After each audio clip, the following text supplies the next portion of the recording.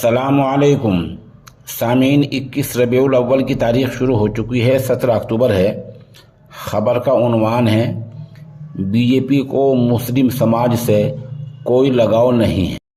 Doctor Shafiqur Rahman Barq ने आज ही दिया है। ख़बर थोड़ी तफसील से सुने।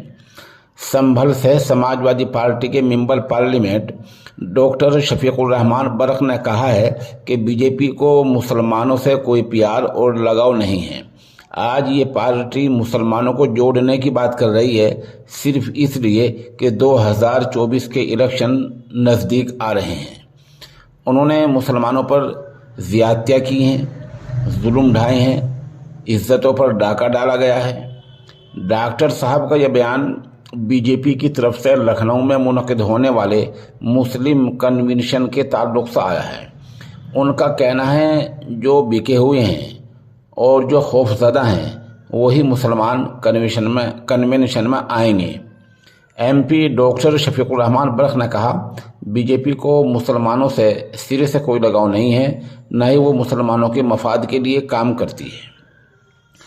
डॉक्टर साहब का कहना है, मैं खुद हर तबके के लोगों के लिए काम करता हूँ, क्योंकि यही इंसानियत है।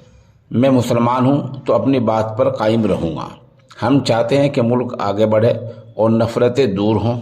मौजूदा हालात में राहुल गांधी सफ़र कर रहे हैं, ये दुरुस्त है। अगर बीजेपी ने भी सही काम किया होता तो हमें कोई मसला ही नहीं है और उससे कोई दुश्मनी नहीं है।